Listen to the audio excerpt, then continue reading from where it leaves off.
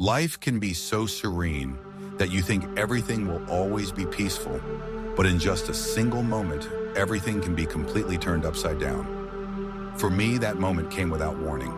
I still remember that morning, soft sunlight streaming through the window, birds chirping, the rich aroma of coffee. Everything seemed normal, but inside my body, something was starting to go wrong. A dull ache, strange symptoms made me worry, but I told myself, it's probably just fatigue. But then the final test results came like a sudden storm. The doctor looked at me with a serious expression. Your illness is very serious. It might be incurable. Those words hit me like a bolt of lightning, tearing apart the peaceful space inside me. The world outside continued to turn. People were still going to work, laughing and talking, but I stood still, stunned, unable to believe what I had just heard. In that moment, everything inside me shattered. The plans, the dreams, the projects I had once cherished seemed to vanish. I felt so small that I no longer had any control.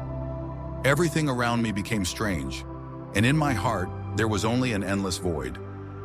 It was not just the fear of death, but also the pain of loss, the helplessness, and the feeling of absolute loneliness.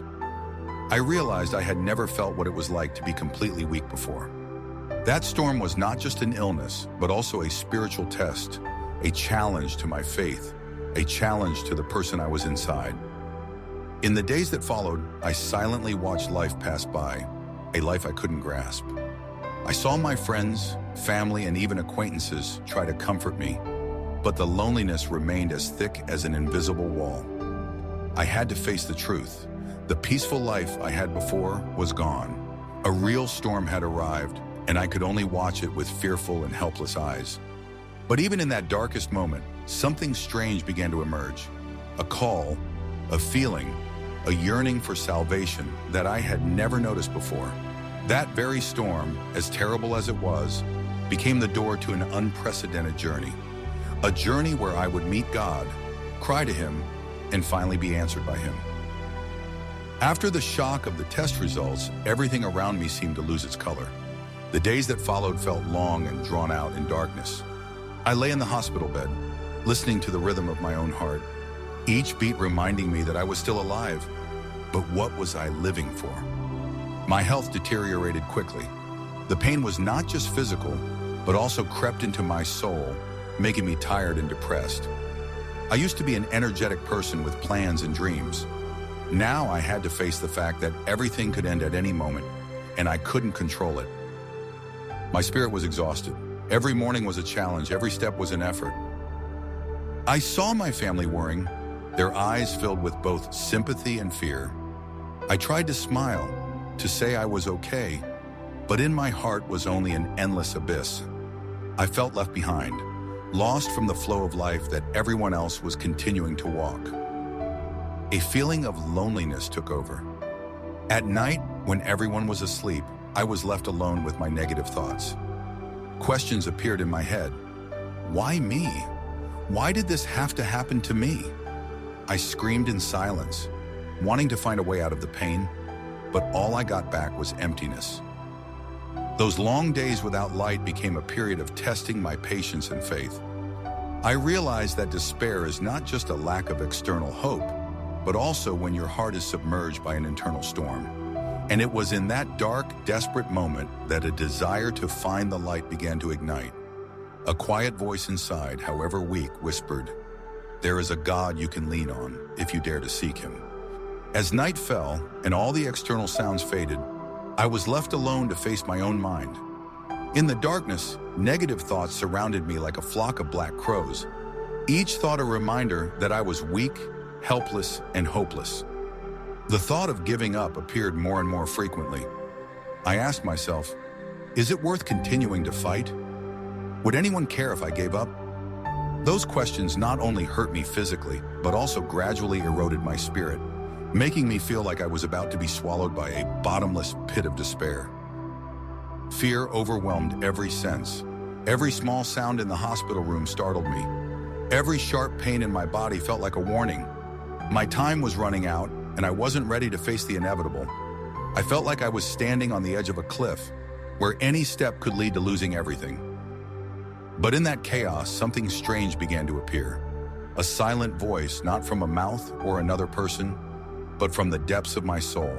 The voice was weak, but persistent, whispering, "Don't give up. Someone still sees you. He hasn't left you." At first, I tried to ignore it, telling myself it was just my imagination. But as the night grew deeper, the voice became clearer, like a small candle flickering in the dark night, reminding me that even when everything around me was dark, there was still a hidden light that could lead me out of the shadows. I realized that to overcome the fear and the thoughts of giving up, I needed to find a real anchor, a faith that transcended myself, a strength from outside that I had never known. And it was at that moment, for the first time in a long night, that I whispered a clumsy prayer, "If you are real, please help me." That was the first seed, however small, but enough to begin the journey where I would learn to trust, to cry out, and finally be answered by God. A few days after my clumsy prayer in the night, I met a stranger who it seemed God had arranged to appear at just the right moment. The person was another patient in the room, someone who had gone through similar crises. Their eyes not only held the experience of life, but also radiated a strange peace that I had never seen before. In our brief conversation, the stranger told me about their journey, about the times they felt they couldn't make it, and how in those very moments God came to them. I listened with a heart full of confusion, wanting to believe yet doubting and also curious. Then the person pulled a small piece of paper from their pocket on which was written a Bible verse. "Be brave, do not be afraid, for I am always with you." John 16:33. I looked at those words and my heart trembled. I don't know why, but that Bible verse was like a small ray of light piercing through the thick darkness inside me. It didn't explain all the pain, it didn't eliminate the fear, but it opened up a space for hope, a space where faith could begin to take root. That night I read the Bible verse over and over again, as if each word was soaking into every cell of my body. A strange warmth spread, gently but surely, making me feel that I was no longer completely alone.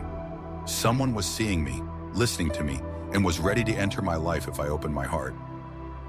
The stranger didn't promise miracles, but with their presence in that Bible verse, they planted the first seed of faith in me. For the first time after many long nights of despair, I felt a small spark of light and knew that there was a path, however faint, still opening up before me. That was the beginning of a journey where I would learn to cry out to God, to be answered by Him, and to find light in the darkest nights of my life. After meeting the stranger and reading the Bible verse, I realized that faith could begin with a very small step, a prayer. But for me, that small step was not easy at all. I had never really prayed before. I didn't know what to say, where to start, and was afraid that my words were too clumsy, too weak to be heard. One evening, when the pain and fear were overwhelming, I sat on the hospital bed, my eyes tightly shut, my heart full of confusion. Finally, I uttered the simplest words, "If you are real, please help me. Please don't leave me." That prayer was slow, hesitant, more like a sigh than a sentence. But as soon as I said it, I felt a strange sense of relief. There was no bright light, no roaring sound, just a feeling of peace that flooded my soul, like an invisible hand gently touching my shoulder, telling me that I had been heard and was not alone. I prayed every day, and those clumsy words gradually became a habit. I didn't know what to expect, but there was a strong desire in my heart to seek God's presence, to learn how to trust and surrender all my fears. That first prayer was not an immediate miracle, but the beginning of a profound journey. I started to realize that prayer was not just about talking to a supernatural being, but also a way for me to confront the pain and fear within myself. Every night, as I laid my head down and closed my eyes, I repeated those simple prayers, and each time, I felt a warmth and peace gradually seep into my soul, opening up a space I had never known, a place where faith began to sprout and where miracles could begin to appear. After those clumsy prayers, I began to notice strange things appearing around me, coincidental events that I would have dismissed as chance before, but now held a deep meaning. One morning, as I was struggling with pain and fatigue, my phone rang. On the screen was the name of an old friend I hadn't contacted in a long time. I picked up, and my friend said, "I was just thinking about you and wanted to call and check in." That moment warmed my heart. It couldn't be explained by reason, but I knew it was a way for God to remind me that I wasn't alone. Then another time, while reading the Bible, I opened to a passage that seemed to be on the exact page and line, like an answer to my pain and worries. "Cast all your anxiety on him because he cares for you." 1 Peter 5 verse 7. Small events like that continued to happen, not loudly but enough to make me believe that a strange presence was surrounding me. A stranger smiling at me in the hospital hallway, a flower petal falling just as I looked out the window, a gentle piece of advice from a nurse at the exact moment I was confused. All those seemingly random things became full of meaning. I began to feel God closer than ever. He didn't appear with a spectacular miracle, but with a gentle, silent yet certain presence, like an invisible hand holding me up through each day. I realized that sometimes the answer doesn't come in the way you expect, but through small details that you only notice when you listen with your heart. These experiences didn't make the pain disappear immediately, but they changed the way I saw the world, the way I faced my fears. I began to learn that God can answer not just with miracles, but with subtle presences, enough to spark faith and hope in the midst of long nights of despair. In the first few weeks after realizing God's strange presence, I still struggled with pain and fear. My body was weak, my spirit exhausted, but I began to realize something important. True strength isn't in fighting everything alone, but in the ability to let go and trust. Before, I always wanted to control everything, to find a way to solve every problem with my own strength. But now, standing before the fragility of life, I understood that humans have limits, and sometimes it's in our weakness that miracles appear. When I admitted that I couldn't do it all, I started to feel an inner strength I had never known before. Each time the pain tortured me, I whispered a prayer. "I give my life to you. Please guide me." It was no longer a request for an immediate miracle, but a placement of trust in Him, knowing that no matter the outcome, I would still have peace in my soul. That act of letting go brought a wonderful relief. I realized that when I wasn't trying to hold on so tightly, I could listen more deeply, feel more clearly the small signs of love and care that God was sending. I learned that true strength is not in never falling, but in knowing how to get up, how to surrender every worry, how to let the light shine in the darkest parts of myself. As each day passed, I felt stronger, not because my body was healthier, but because my soul was equipped with a steady faith. I began to believe that it is in our weakness that we have the opportunity to touch God's power and presence. Finally, I realized that strength isn't something I create on my own, but something I learn when I know how to let go, trust, and open my heart. And that very strength would lead me through the next chapters, where the signs of a miracle would gradually appear, and I would see the true light shine on my life. One morning, I woke up with an unusual feeling. The pain I had grown accustomed to, the pain that had controlled my sleep and every activity, suddenly subsided in an unbelievable way. I tried to lift my arm to take a step and realized my body was responding more flexibly than before. It wasn't a complete recovery, but it was a clear sign. Something was changing. In my next medical checkup, the test results surprised both me and the doctor. The disease markers had significantly decreased, but according to the doctor, medicine couldn't explain this progress. I knew this was no coincidence. This was the moment I realized the power of prayer, of faith, and of God's silent but certain presence. In the days that followed, small signs continued to appear. I walked more easily, ate with more appetite, and my spirits were higher. Every step forward, however small, was proof that a miracle was happening right before my eyes. I started keeping a journal, writing down every change, every miraculous moment, so that whenever I felt discouraged, I could look back and see the grace I was receiving. The important thing was not just that my body was improving, but that my soul was also changing. I no longer lived in fear or despair. Every positive sign reminded me that God was by my side, listening and answering the clumsy prayers I had once uttered. The first miracle wasn't loud or spectacular, but it was enough to open up a new series of experiences, a journey of hope, trust, and gradual healing. It taught me that even in the darkness, just a small spark of light is enough to start changing everything. After the first signs of a miracle, I began to realize that this journey didn't just heal my body, but also opened a door to my soul. One afternoon, as I sat alone in my quiet hospital room, all the emotions that had been suppressed for so long suddenly welled up. I cried. This time it wasn't out of pain or despair, but from the realization that I was forgiven, that I was loved unconditionally. Tears streamed down my face, wetting my pillow and sleeve, but I felt an incredible sense of relief. Each tear seemed to wash away the resentment, fear, and burdens in my heart. I realized that all the crises, the long nights of despair, were meant for me to learn how to let go, to know that love and forgiveness can erase all pain. I whispered a prayer of thanks, feeling his presence clearly for the first time. Thank you, the one who loves me despite everything. I didn't need a visible miracle. I didn't need an explanation. Just knowing that that love existed, I saw the light shining in my soul. These tears became a symbol of freedom. I was no longer held back by the burdens of the past, no longer living in fear or resentment. I learned that when you open your heart to God, when you surrender all your pain and mistakes, you can experience a profound healing that goes far beyond what medicine or reason can explain. From that moment on, I began to live with a freer heart.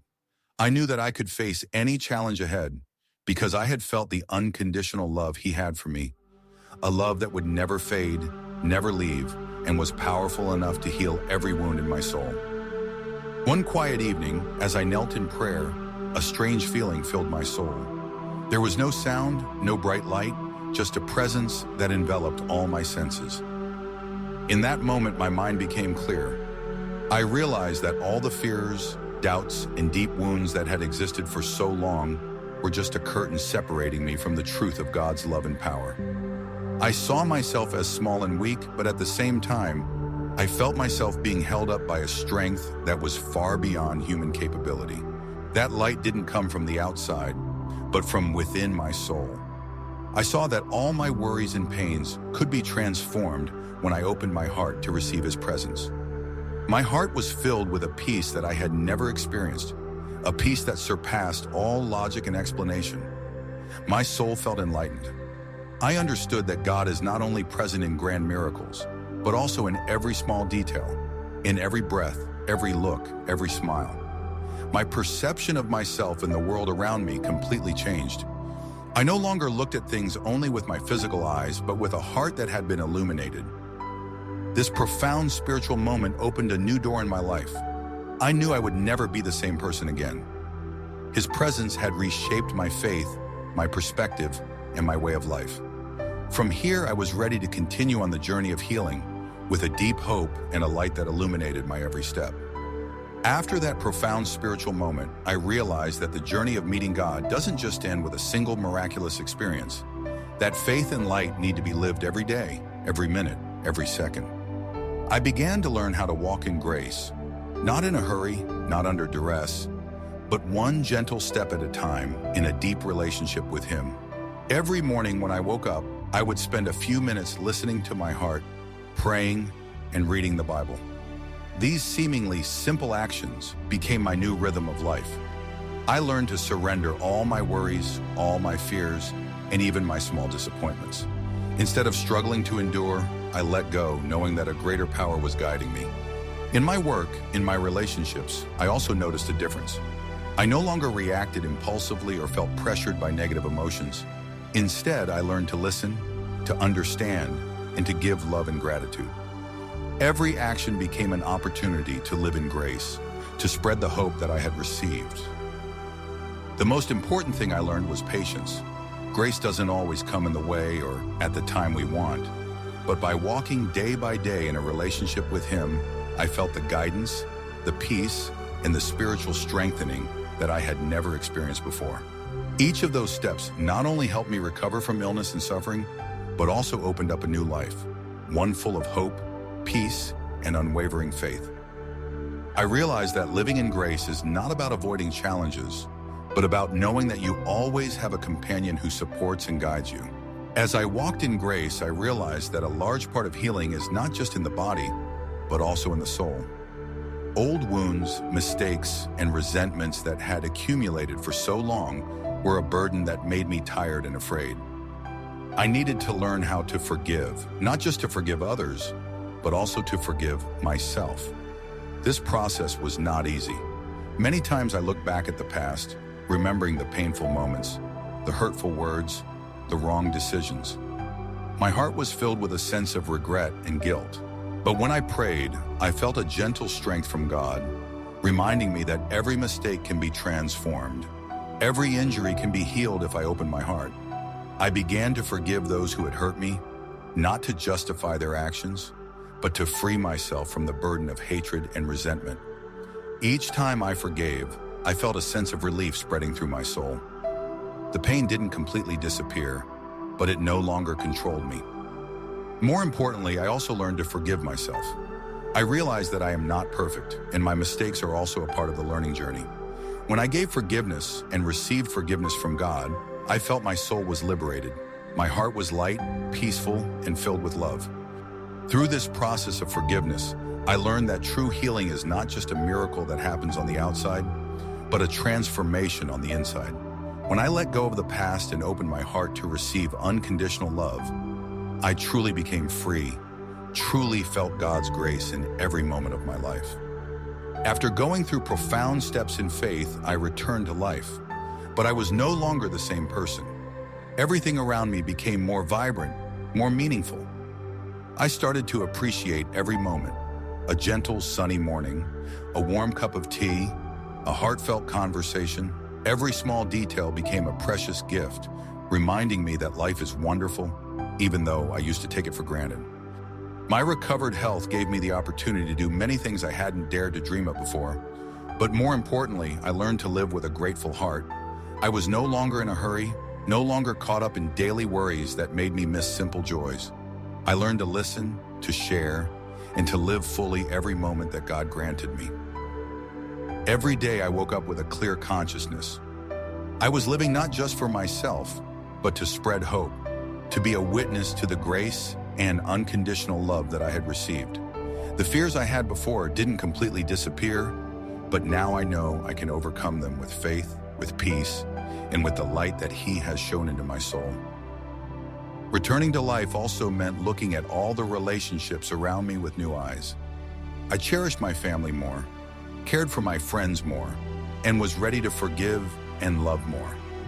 Life was no longer just a series of days passing by. It became a meaningful journey where every step held grace and the opportunity to live to the fullest. Through it all, I realized that a miracle isn't just physical healing, but a complete transformation in the way I live and love. I returned to life, but it was a life full of hope, full of faith, and with God's light always illuminating my every step.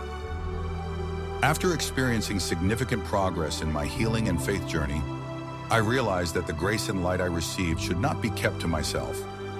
Every story, every sign of a miracle, became an opportunity to share hope with others, those who were struggling in the darkness, those who were once desperate like me. I started talking to family, friends, and even strangers I met in the hospital or community. At first, many people were skeptical. They asked questions, doubted, and didn't even believe that a miracle could happen. But I just told the truth, what I went through, the moments I felt God's presence, and how my soul was healed step by step. I didn't force anyone to believe, but just opened up a living story of hope and unconditional love. Those who were once desperate seemed to realize they were not alone. A sparkling look of faith, a gentle smile, or a heartfelt thank you became a testament that sharing is necessary and meaningful. I realized that the light I received didn't just shine on my life, but also spread to other hearts, giving them strength to get through the darkness. Through sharing, I also learned an important lesson. A miracle isn't just something that happens once, but it's living in faith and hope every day. When I passed on the light, I also received joy, peace, and a deep sense of connection to the community and to God. Bringing light to others became my new mission in life. I saw that every small action, an encouraging word, a story, a smile, could be a miracle for someone who needs it. And from there, I learned that grace is not just for receiving, but also for giving, to make life more meaningful and to spread faith more powerfully. My journey of healing from despair to faith, from loneliness to God's presence, has led me to a deep realization. His light never goes out. Even though life is still full of challenges, even though pain and difficulties may return, I know that He is still at work, silently but surely, in every moment, every heart, every step I take. I realize that a miracle doesn't just happen once in the past. He still performs miracles today, for me, for the people around me, and for all those who are lost in the darkness and don't yet realize it. His presence, grace, and unconditional love are a light that never goes out, always ready to shine and heal. Through every step, every prayer, every share with others, I saw my faith grow stronger. That light led me to overcome my fears, turn my suffering into a lesson, and turn my despair into hope. I understood that anyone can touch this light. They just need to open their hearts to receive it, trust, and surrender. I want to offer a word of encouragement to anyone reading this story. Don't give up. Even when you feel lonely, desperate, or left behind in the darkness, the light is still there. It can appear in the form of small signs, encouraging words, or a strange feeling of peace. Open your heart, pray, and believe that a miracle can happen to you today. The light doesn't go out. It always exists, always guides, and is always ready to turn your life into a story of hope, healing, and love. I am a living testimony to that, and this story is a reminder that you too can step into the light, no matter where you are or what you are going through. The journey from despair to light that I experience proves that miracles truly exist, not only healing the body, but also healing the soul, opening up new faith and hope. If you are feeling lost, in pain, or without direction, please remember that you are not alone. The light is always present, just waiting for you to open your heart to receive it. Start today. Pray even with a small word to open the door to Him. Trust that miracles can happen even if you don't see immediate results. Share your story and hope with others, because light multiplies when it is spread. Take time to listen and feel His presence and grace in your daily life. Let God's light shine on your every step. Even in the darkest moments, a miracle can come, and you can become a living testimony to His love and power. Receive the light today, to let faith, hope, and peace guide you on every journey of your life.